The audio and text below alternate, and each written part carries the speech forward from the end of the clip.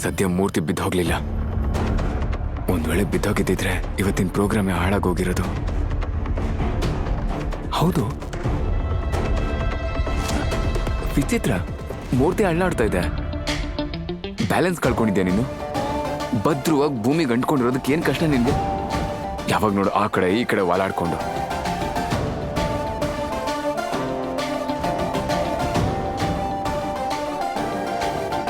ಎಂಥ ವ್ಯಕ್ತಿಯವನು ಬೊಂಬೆನ್ ಕೂಡ ಬಾಯ್ತಾ ಇದ್ದಾನೆ. ಯಾವುದನ್ನು ಪ್ರೀತಿಯಿಂದ ಹ್ಯಾಂಡಲ್ ಮಾಡೋದಕ್ಕೆ ಬರಲ್ಲ ಈ ಪತಿ ಬ್ರಹ್ಮಚಾರಿಗೆ. ಹಂಗೆ ನಿಂತಿರು. ಇಲ್ಲ, ನಾನಿಲ್ಲೇ ಇರ್ತೀನಿ. ಯಾರಿಗ್ ಗೊತ್ತು, ಆ ಕಡೆ ಈ ಕಡೆ ವಾಲಾಡ್ಕೊಂಡು ಮತ್ತೆ ಬಿದ್ದೋಗ್ಬಿಟ್ರೆ. ಇಲ್ಲೂ ಕೂಡ ನನ್ನ ಮೇಲೆ ಒಂದು ಕಣ್ಣಿಟ್ಟಿದ್ದಾನೆ. ನೆಮ್ಮದಿಯಿಂದ ಉಸಿರಾಡೋದಕ್ಕೆ ಕೂಡ ಬಿಡ್ತಿಲ್ಲ. ಬೊಂಬೆಗೆ ಬಾಡಿ ಗಾರ್ಡ್ ಆಗಿ ಯಾರು ನಿಂತ್ಕೋತಾರೆ?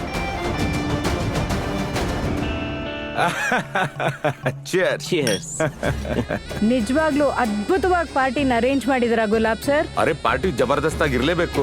ಒಟ್ಟೊಟ್ಟಿಗೆ ಎರಡೆರಡು ಖುಷಿ ವಿಷಯ ಬಂದಿದೆ ಮನೇಲಿ. ಒಂದು ದೊಡ್ಡ ಮಗ ಅಪ್ಪ ಆಗ್ತಾ ಇದ್ದಾನೆ, ಎರಡನೇದ್ದು ಚಿಕ್ಕ ಮಗ ವೀಲ್ ಚೇರ್ ಇಂದ ಎದ್ದು ತನ್ನ ಕಾಲ್ ಮೇಲೆ ತಾನು ನಿಂತ್ಕೊಂಡಿದ್ದಾನೆ. ಏನ್ ಹೇಳಿದ್ರಿ ಸರ್, ಇಬ್ರು ಗಂಡ್ ಮಕ್ಳ ಖುಷಿಗೆ ಎಷ್ಟು ದೊಡ್ಡ ಪಾರ್ಟಿ ಕೊಟ್ಟಿದ್ದೀರಾ ಸರ್. ಮತ್ತೆ ನಿಮ್ ಮೂರನೇ ಮಗಳು, ಅವಳ ಬಗ್ಗೆ ಏನು?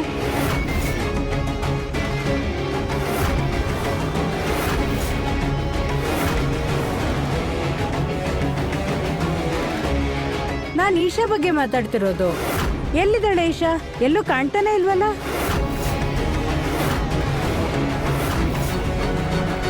ಅವಳು ನನ್ನಿಂದ ದೂರ ಹೊರಟೋಗಿದ್ದಾಳೆ.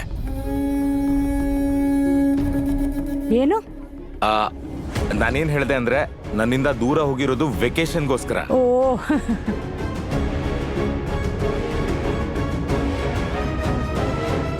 ಹೌದಾ? ಅವಳಗ್ ಮದ್ವೆ ಆಯ್ತು ಅಂತ ಕೇಳ್ಪಟ್ವಿ. ಯಾರೋ ರೌಡಿ ಜೊತೆ.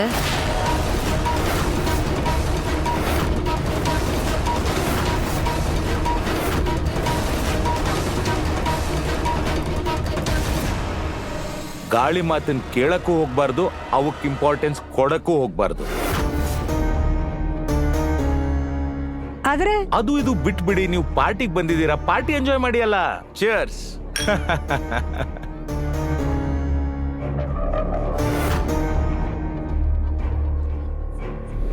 ಪುರುಷೋತ್ತಮ್ ಅವ್ರೆ, ಬನ್ನಿ. ಬಾಪ.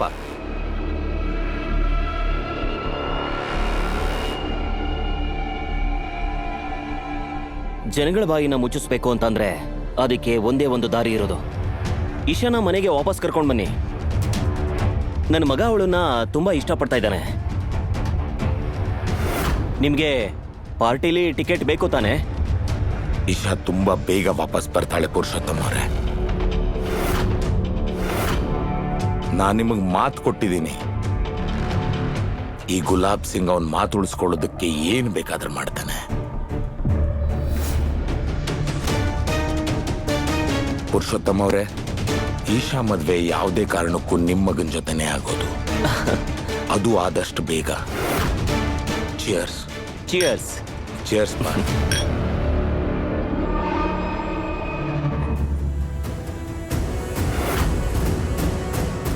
ಅದಕ್ಕ ನೀವು ಮನೆಗೆ ವಾಪಸ್ ಕರ್ಕೊಂಬರ್ಬೇಕು ಅನ್ಕೋತಾ ಇರೋದು?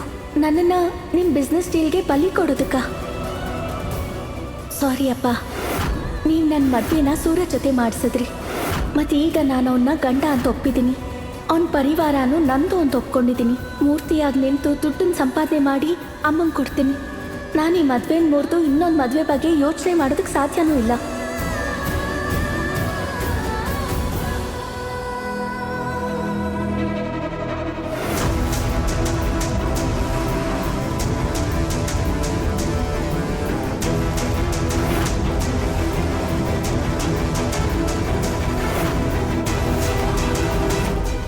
ನನಗೇನಾದರೂ ಮಾಡಿ ಈ ಔಷಧಿನ ಅನುರಾಗ್ ಅವ್ರಿಗೆ ಹಾಕ್ಲೇಬೇಕು.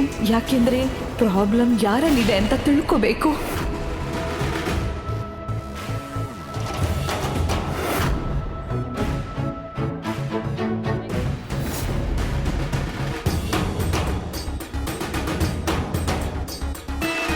ತುಂಬಾ ಹೊತ್ತಿಂದ ಒಂದೇ ಕಡೆ ನಿಂತ್ಕೊಂಡು ನನ್ನ ಬಾಡಿ ಸ್ಟಿಫ್ ಆಗ್ಬಿಟ್ಟಿದೆ. ಇವಾಗಂತೂ ಈ ಮಡಿಕೆ ಭಾರ ಕೂಡ ನನಗೆ ಹೊರೋದಕ್ಕಾಗ್ತಿಲ್ಲ. ಈ ಸೂರಜ್ ಅಂತೂ ಇಲ್ಲಿಂದ ಕದಲೋ ಮಾತೇ ಎತ್ತುತ್ತಾ ಇಲ್ಲ. ಅವ್ನು ಸ್ವಲ್ಪ ಹೊತ್ತು ಆ ಕಡೆ ಈ ಕಡೆ ಹೋದ್ರೆ ನಾನು ಸರಿಯಾಗಿ ನಿಂತ್ಕೋಬೋದಿತ್ತು.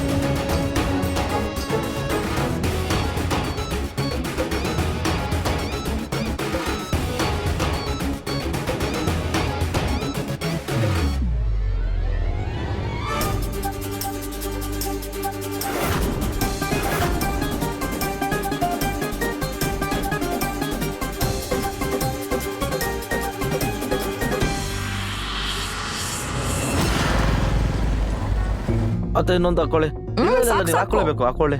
ಅಷ್ಟೊಂದೆಲ್ಲ ಖರ್ಚು ಮಾಡಿ ಇಷ್ಟೆಲ್ಲ ತರಕ್ ಏನ್ ಅವಶ್ಯಕತೆ ಇತ್ತು? ಅತ್ತೆ ನೀವಿನ್ನೂ ಪೂರ್ತಿಯಾಗಿ ಗುಣಮುಖ ಆಗಿಲ್ಲ. ಅದ್ರಲ್ಲೂ ಮೋನಿಕಾ ಅತ್ಗೆ ಮತ್ತೆ ಈಶಾ ಅವರು ಮನೇಲಿಲ್ಲ, ಯಾರು ಅಡ್ಗೆ ಮಾಡ್ತಾರೆ? ಸರಿ, ಈಶಾ ಕೈಯಲ್ಲಿ ಅಡ್ಗೆ ಮಾಡಕ್ಕಾಗಲ್ಲ, ಆದ್ರೆ ರಿಯಾ ನನ್ ಮೇಲಂತೂ ನಂಬಿಕೆ ಇಟ್ಕೋಬೇಡಿ, ನಾನಂತೂ ಅಡ್ಗೆ ಮನೆ ಕಡೆ ಹೋಗಲ್ಲ. ಸುಮ್ನೇರು. ಈ ನಡುವೆ ಬಾಯಿ ತುಂಬಾ ಹರಿ ಬಿಡ್ತಾ ಇದ್ಯಾ. ಇಲ್ಲಿ ಏನು ಕೆಲ್ಸನೇ ಮಾಡೋದಿಲ್ಲ, ಗಂಡನ್ ಮನೆಗೆ ಹೋಗಿ ಇನ್ನೇನ್ ಮಾಡ್ತ್ಯಾ? ನನ್ ಮರ್ಯಾದೆ ತೆಗಿತ್ಯಾ? ಅನ್ಕೊಳ್ಳಿ, ನಮ್ಮ ಅತ್ತೆ ಮನೇಲಿ ಕೆಲ್ಸ ಮಾಡೋ ಅವಶ್ಯಕತೆನೇ ಬರಲ್ಲ ಅಂತ. ಪಾವ್ ಕೊಡು. ಹೆಂಗ್ ಮಾತಾಡ್ತಿದ್ಯಾ ಅಂದ್ರೆ ಯಾವ್ದೋ ರಿಚ್ ಹುಡ್ಗನ್ ಪಟಾಯಿಸಿದ್ಯಾ ಅನ್ನೋ ತರ. ಆಲ್ರೆಡಿ ಪಟಾಯಿಸಿದ್ಯಾ? ಇಲ್ಲಿವರೆಗಂತೂ ಇಲ್ಲ, ಆದ್ರೆ ಅವಶ್ಯಕತೆ ಬಿದ್ರೆ ಹುಡುಕ್ತೀನಿ. ಮತ್ತೆ ಹಾ, ನಾನೇನಾದ್ರೂ ಮದ್ವೆ ಅಂತ ಮಾಡ್ಕೊಂಡ್ರೆ ಅದು ಬರೀ ಶ್ರೀಮಂತ ಹುಡುಗನ್ನೇ. ಹೇ ಉಡುಪಿ ಶ್ರೀಕೃಷ್ಣ, ನಾನ್ ಸೋತೆ. ಯಾವತ್ತಾರ ಈ ತರ ಮಾಡಿದ್ರೆ ನಿಜವಾಗ್ಲೂ ನಿನ್ ಕೈಕಾಲ್ ಮುರಿದು ಇದೇ ಮನೇಲೆ ಕೂರಿಸ್ತೀನಿ. ಅರ್ಥ ಆಯ್ತಾ? ಪಾವ್ ಬಾಜಿ ಚೆನ್ನಾಗಿದೆ. ಇವತ್ತು ಅಡ್ಗೆ ಮಾಡೋ ಅವಶ್ಯಕತೆ ಇಲ್ಲ ಅನ್ಸುತ್ತೆ ನಂಗೆ. ಹೋಟೆಲ್ ಇಲಿ ಓಡಾಡ್ತಾ ಇದೆ. ಇದು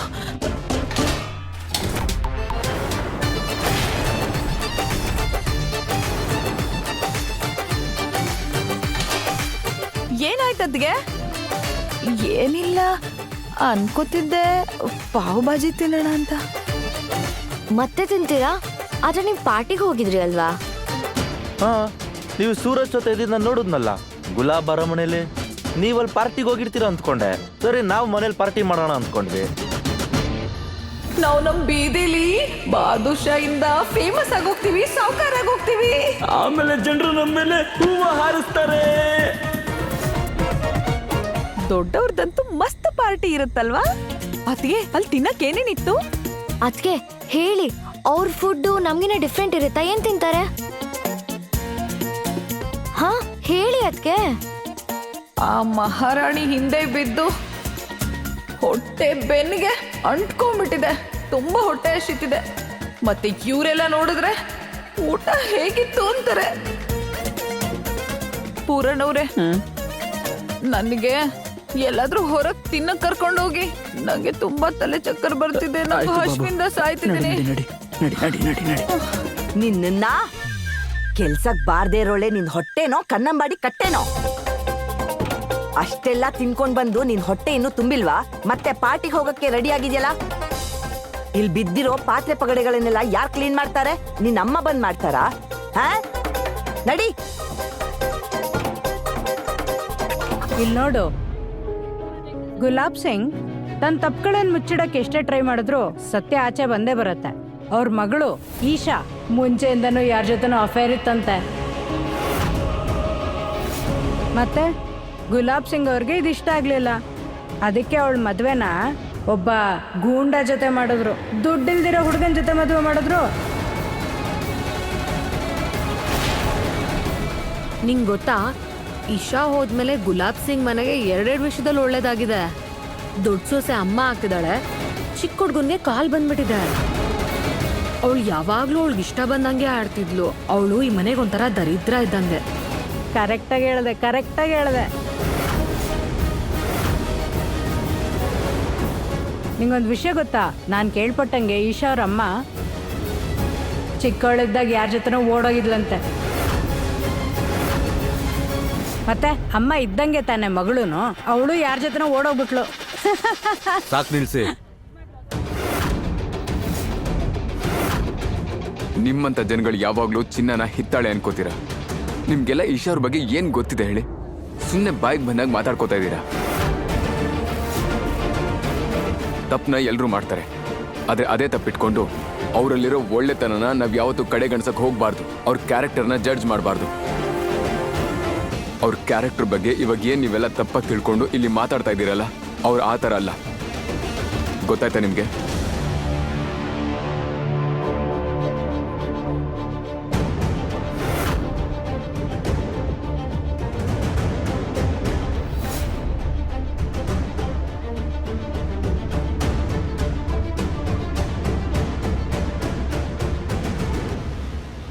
ಹಾಯ್ ಯಜಮಾನ್ರೆ. ಹೆಸರು ಮಾಡೋದು, ಹೆಸರು ಕಳ್ಕೊಳ್ಳೋದು, ಈ ಎರಡೂ ವಿಷಯಗಳು ನಮ್ಮ ಕೈಲಿರೋದಿಲ್ಲ. ಯಾರ್ಯಾರ ಬಾಯಿ ಅಂತ ಮುಚ್ಚೋಕಾಗತ್ತೆ? ಇಶಾಳಿಂದ ನಮ್ಮ ಮನೆತನದ ಹೆಸರೇನು ಹಾಳಾಗ್ತಾ ಇದೆ. ಅದ್ ನಿಲ್ಬೇಕು ಅಂದ್ರೆ ಇಶಾ ಗುಲಾಬ್ ಬಂಗ್ಲೆಗೆ ವಾಪಸ್ ಬರಲೇಬೇಕು. ಅರ್ಥ ಆಯ್ತಾ? ಸರಿ ಯಜಮಾನ್ರೆ, ಎಷ್ಟು ಬೇಗ ಅವ್ರನ್ನ ಈ ಮನೆಗೆ ವಾಪಸ್ ಕರ್ಸ್ಕೋಬೇಕು ಅಂತ ನೀವು ನಿರೀಕ್ಷೆಯಿಂದ ಕಾಯ್ತಾ ಇದ್ದೀರೋ ಅಷ್ಟೇ ನಿರೀಕ್ಷೆಯಿಂದ ನಾನು ಅವ್ರನ್ನ ನಮ್ಮ ಮನೆಯಿಂದ ಕಳಿಸೋದಕ್ಕೆ ಪ್ರಯತ್ನ ಪಡ್ತಾ ಇದ್ದೀನಿ. ಭರವಸೆ ಇಡಿ ಯಜಮಾನ್ರೆ, ನಾನು ಈಶೋರ್ಗೆ ಬೇರೆ ಯಾವ ಆಪ್ಷನ್ ಕೊಡೋದಿಲ್ಲ. ಅವ್ರು ನೇರವಾಗಿ ಇಲ್ಲಿಗೆ ಬರಬೇಕಷ್ಟೇ. ಅವರ ಪ್ರತಿ ಪರಿಸ್ಥಿತಿಗೂ ಈ ಮನೆಗೆ ಬರೋದೊಂದೇ ಅವ್ರಿಗೆ ಪರಿಹಾರ ಆಗಿರುತ್ತೆ. ಇದು ನಾನು ನಿಮಗೆ ಕೊಡ್ತಾ ಇರೋ ಮಾತು.